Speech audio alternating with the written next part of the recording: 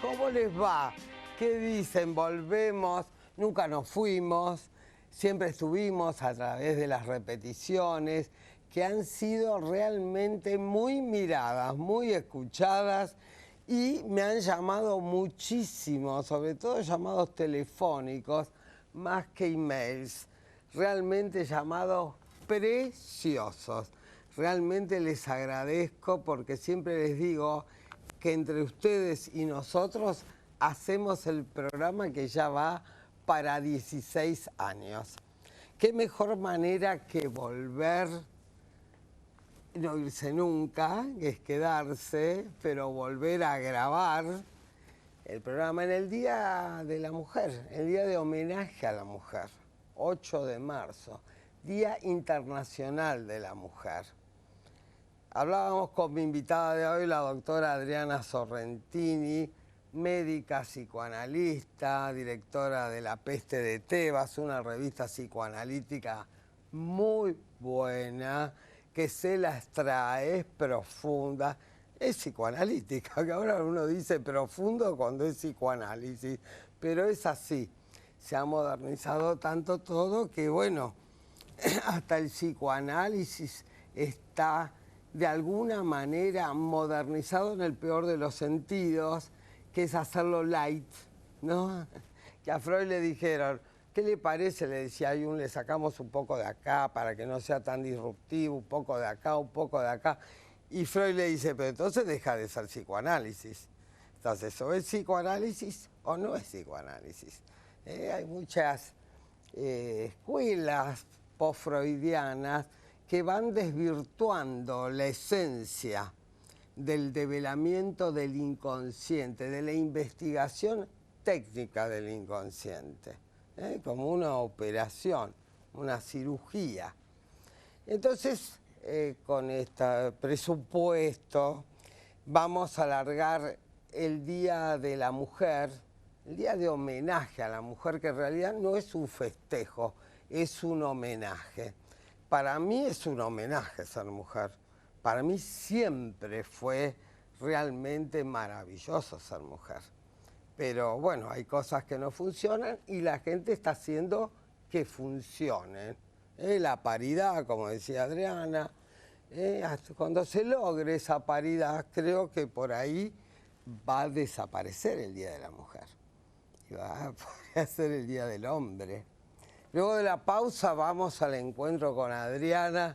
Estoy totalmente oxigenada, creo que se nota, y muy contenta de volver con todos, con los del equipo, con los invitados, con todos ustedes, que realmente son maravillosos. Nos vemos. Me gusta la gente que cuando saluda me aprieta la mano con fuerza y sin duda. En el centro del país, el centro de las tendencias. Todas las tendencias, toda la diversión. Patio Olmos Shopping. Prepárate para disfrutar una experiencia única. Patio Olmos Shopping. Córdoba, Argentina.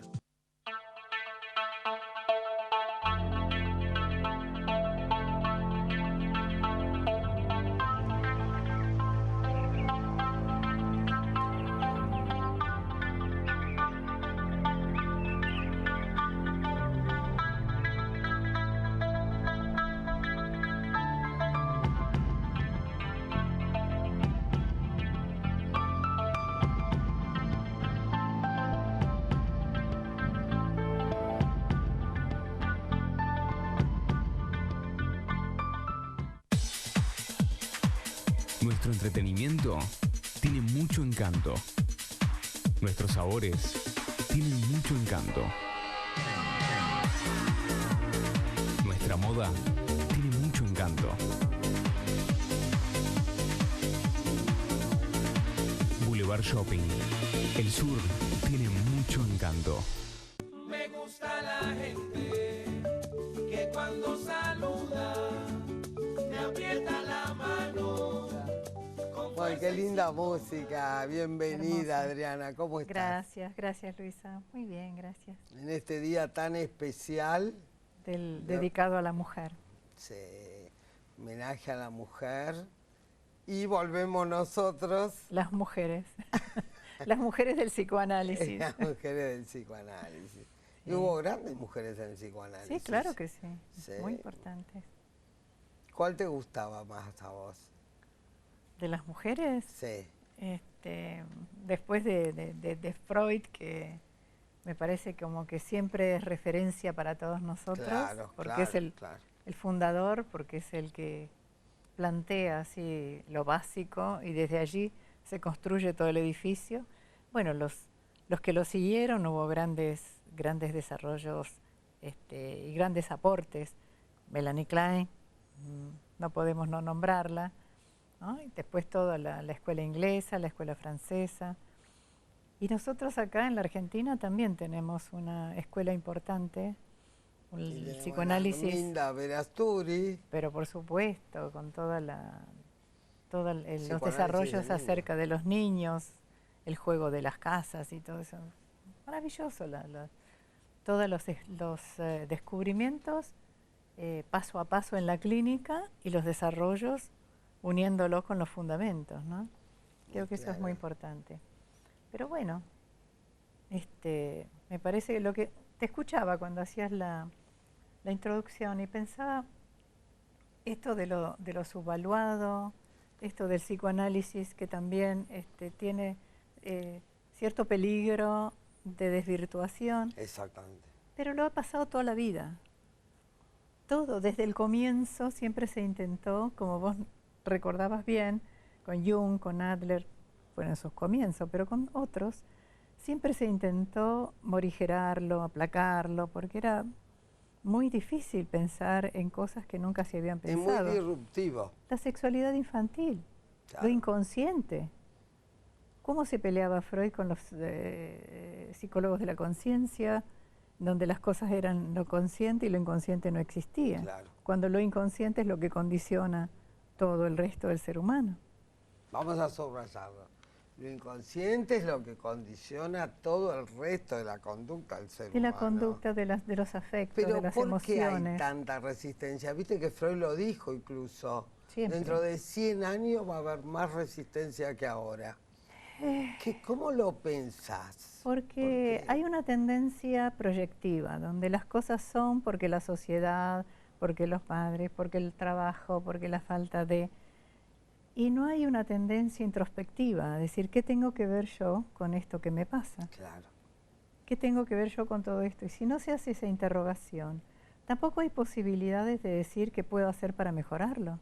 Claro. Porque si depende de afuera, yo nada que ver. Pero ¿no? la tendencia en Pero es general es justamente de echarle la culpa a lo de afuera. a la humedad, a lo que fuera. A lo que venga, a la pero política, a todo. A otras cosas todo. que no sea yo. Y creo que es justamente lo que paraliza la posibilidad de investigación y de ver cuáles son las dificultades y qué cosas puedo arbitrar para mejorarlas, para cambiarlas. Esto es muy importante. Por eso también cuando decías del Día de la Mujer, que bueno, obviamente es un homenaje, refiere siempre a tragedias, a muertes, ¿no? Como el Día del Trabajo, Sí. es así.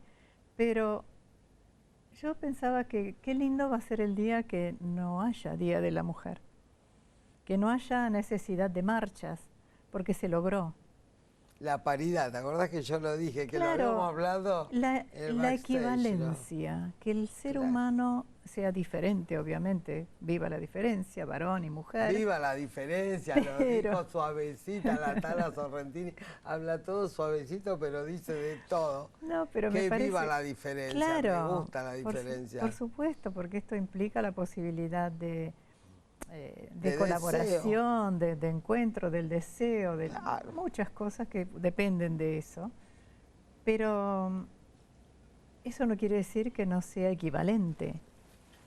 Que un varón valga lo mismo que una mujer y viceversa, que una mujer valga ante la ley, ante la sociedad, ante las oportunidades, trabajo, claro. lo mismo, Sí. exactamente lo mismo.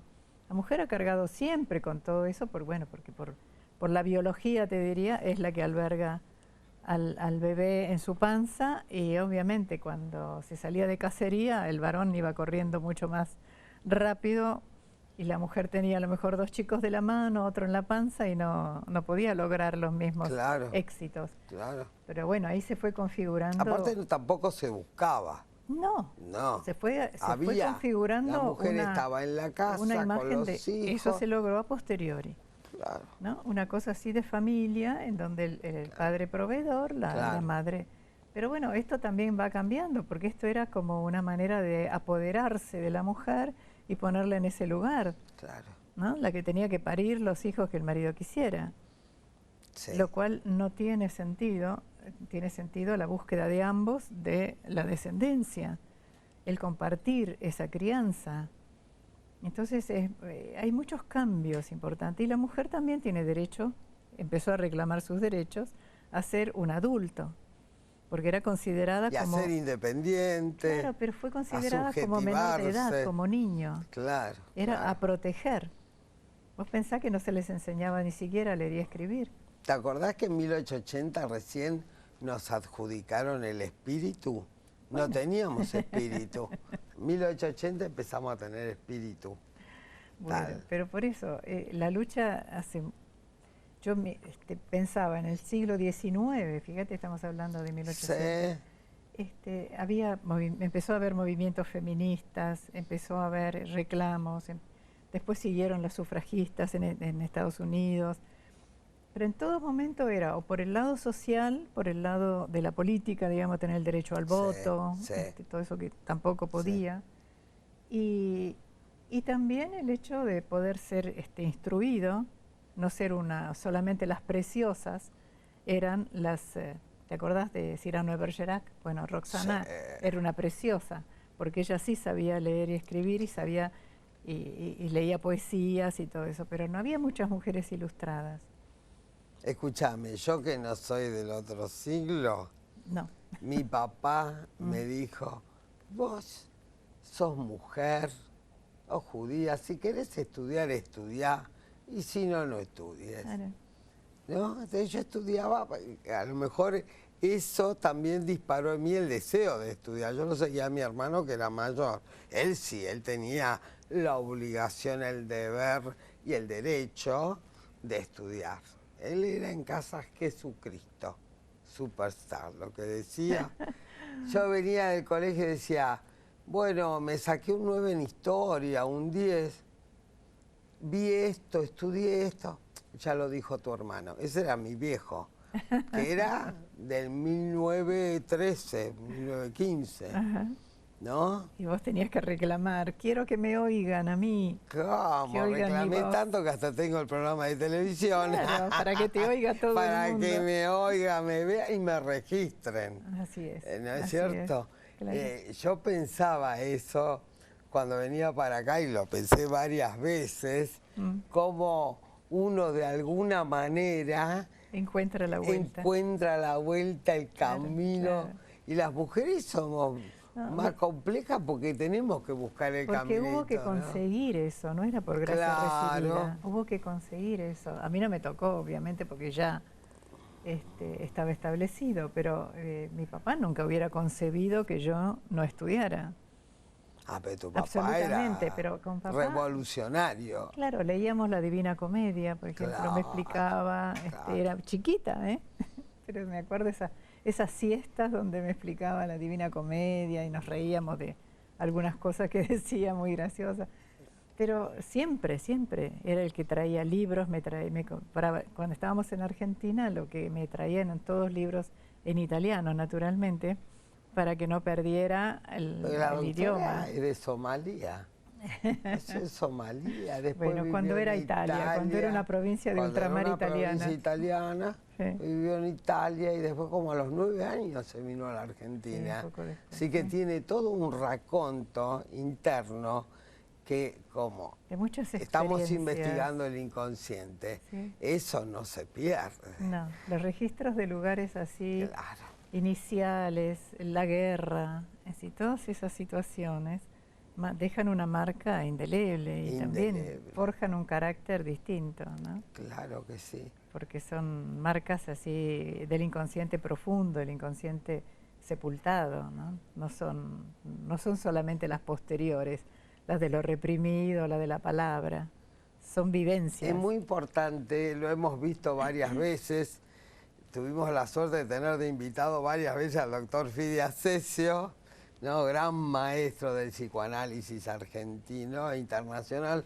Muy humilde él, porque decía, yo soy freudiano. Yo le decía, vos sos post-freudiano. No, yo soy freudiano.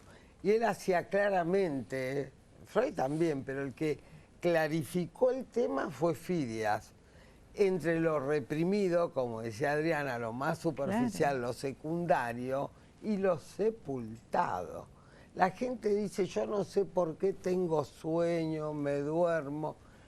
Y Freud le iba a decir a Cesio, Cesio habló del letargo, pero el letargo que llega hasta el desmayo, porque es un sueño letal. En el diván, sí. Es terrible. Yo he estado con gente, con algún paciente que se me ha dormido, pero de roncar. Claro que sí. Y decir, no puedo abrir los ojos, no puedo sostener nada. Claro, es como un peso que tenés sobre... Te oigo hablar y no puedo entender. Qué maravilla. Porque esa se mueve, ese núcleo tóxico, y lo que trata de hacer entonces el resto de yo que le queda es inmovilizarla. Ahora, el núcleo tóxico de lo que hablamos nosotros no es lo mismo de que habla Bernardo Estamateas. No, Bernardo habla de la gente tóxica y que más. No, estamos hablando de... Cuando Adriana habla de edípica. Tóxico, habla de lo sepultado, lo incestuoso, la relación edípica, lo tragedia, sepultado, ¿sí? La tragedia. Porque Fidias, mi marido, yo me formé con él. ¡Ay, el marido! Pero de alguna manera es el que trajo un poco esta diferenciación. Absoluto. Tomando siempre de Freud, es verdad, pero explicitándolo y elaborándolo como Freud no había podido hacer en su momento. Freud nos dejó un montón de caminos abiertos, una maravilla. Y nosotros seguimos la investigación. Eso Uno de los que es Fidias. Claro, pero entonces Fidias él diferenció. acá se mandó un programa sobre el Alzheimer. Sí. Que chapó. Sí. Sobre el cáncer. Sí. Chapó. Y bueno, son justamente las cosas que cuando yo derivan perdía un poco la convicción acerca del inconsciente, lo llamaba Fidias. Porque él estaba... Creo que es una de las personas más convencidas de la existencia del inconsciente. Absolutamente, no tenía, pero ni asomo de duda. No, porque uno tiende por ahí, viste, en algún momento de la vida a decir, bueno... No.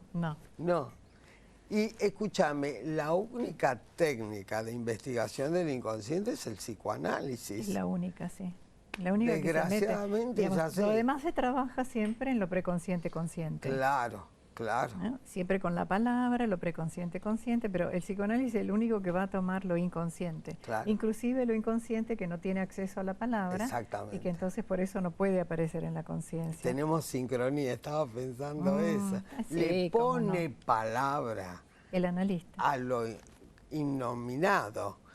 El analista junto con el paciente, ¿no? Porque es un laburo entre dos. Absolutamente, con la palabra del paciente, con las sensaciones que describe, con lo que irrumpe en la sesión desde lo actual de lo inconsciente. ¡Qué maravilla! El analista puede intentar una construcción, ya no es una interpretación, porque no hay palabra. Entonces trata de poner con sus vivencias, su contratransferencia y todas las ocurrencias que le genera lo que dice el paciente, intenta hacer una construcción de esto que ahora ocurre. Claro. Acá entre nosotros. Porque no hay construcción. Entonces, uno la estructura. Claro, tiene que, pero con mínimas cosas. Y habla de algo que ahora ocurre entre nosotros. Claro. ¿No? Porque en la transferencia ocurren, aunque estemos todos quietitos y en su lugar, es como si pasaran cosas fuertes. Por eso, cosas viscerales, fundamentales. Las emociones más violentas. De los fundamentos, ¿no? Fidias siempre decía, si uno le pusiera un aparato para medir la presión y los distintos niveles, y encontraría cómo va variando durante la sesión en el analista las diferentes emociones y cómo tiene incidencia en lo somático. Bueno, esto es fundamental y Adriana lo tiene muy claro también, no todos los psicoanalistas lo tienen tan claro, la incidencia en lo somático de la función del inconsciente.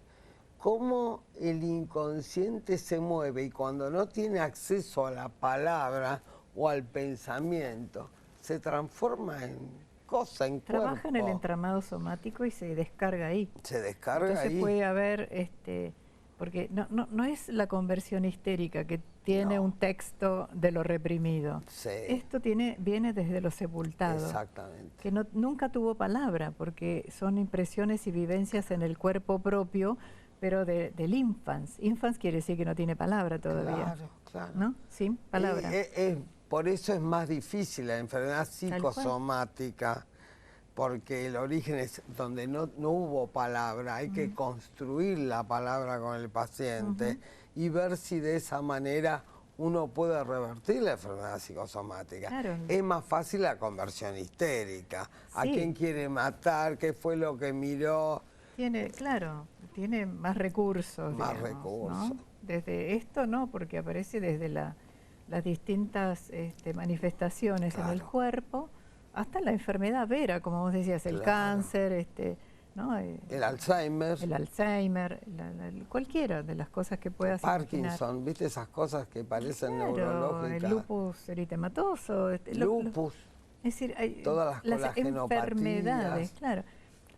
Una cosa que me acordé el otro día, cuando vos fijate la lucidez de algunos, cuando estudiábamos anatomía, primer año, Sí, en test tube hay una parte que habla de las vísceras del intestino, y hablando de la colitis ulcerosa, dice, las lágrimas reprimidas hacen llorar otros órganos. claro. Yo leí eso y lo leí hace 60 años y me quedó como una impresión que después la fui rescatando a través de estos conocimientos. Claro, son lágrimas de los sepultados, la colitis ulcerosa. Claro, es un dolor. Por ejemplo, la sinusitis son lágrimas reprimidas. Ahí se Bueno, acantonan, claro. ¿no es cierto? Y Y seguramente, pero sin querer hacer así paralelismos, Sí. pero eso que lo haya dicho un anatomista me pareció una aproximación increíble Al inconsciente. a lo inconsciente. Escúchame, todos los grandes genios, y Bergman, ¿te acordás en el cine cuando huye el día? Son recuerdos encubridores. Bueno, está bien, Gerardo, ¿le hemos hecho honor a la mujer o no en este diálogo maravilloso? Y le hacemos un regalo a la doctora Sorrentini. Pero muchas gracias. Uy, es pesado además. Es pesado, trae cosas ricas. Esto es de Normando, de Silvia Blanco. Ajá. Que pone cosas Pero qué cosa riquísimas. tan linda.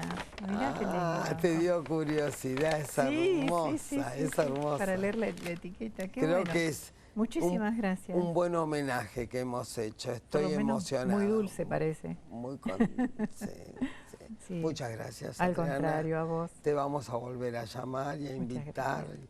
y a mover un poco más este año. Bueno, siempre es divertido conversar Muchas gracias. de las cosas que nos interesan Y tan a claro fondo, ¿no? que sí, que ella está hecha una sabia, porque todo lo que dice es conceptual. Siempre es divertido hablar de las cosas que nos interesan. ¿Y con cuánta gente uno puede hablar de las cosas que le Y interesan? no tantas, pero No bueno. tanta, ¿viste? Luego de la pausa, vamos a las reflexiones finales, que no sé qué tiempo tengo. Las noches en vela deberían ser eternas, como la lluvia y la sed. Me gusta la gente que cuando saluda me aprieta la mano con fuerza y sin duda. Me gusta la gente que cuando Qué homenaje, para mí realmente emocionante estar con Adriana Sorrentini, y creo que para todos nosotros tiene la convicción, la lucidez acerca del conocimiento del inconsciente y de la investigación del inconsciente, cómo se relaciona con las enfermedades somáticas, pero aquello que está sepultado queda por supuesto, las enfermedades somáticas más graves, ¿no? y que el analista junto con el paciente tiene que ayudar a nominarlas, a ponerles nombre y ver si puede desprender, como digo, en la colitis ulcerosa se desprenden las membranas del intestino, se desgarran, es como si una mano la desgarra la membrana del intestino y sale con sangre y mucus y con membrana. Realmente es una de las enfermedades psicosomáticas realmente paradigmáticas, ¿no? Y les cuesta a los médicos, gastroenterólogos, clínicos, pensar que el inconsciente está interviniendo allí y que tienen que derivar a un psicoanalista que trabaje con la esencia, como decía Adriana, que se trabaje con lo básico del inconsciente, con la técnica y la metodología científica. Para mi gusto, yo sé que hay gente que no comparte y que sigue pensando que es conjetural. No, hay validación de la intervención psicoanalítica. Creo que fue un homenaje hermoso, que elegí muy bien la invitada para retomar y para homenajear a la mujer en este día maravilloso, y que evidentemente cuando se logre, como decía Adriana, como le decía yo, la paridad entre el hombre y la mujer, pero no la paridad de similitud, sino hay diferencias y son muy lindas las diferencias. Esa tensión que se genera es maravilloso, es la que crea el deseo. Nos vemos. Me gusta la gente que cuando sale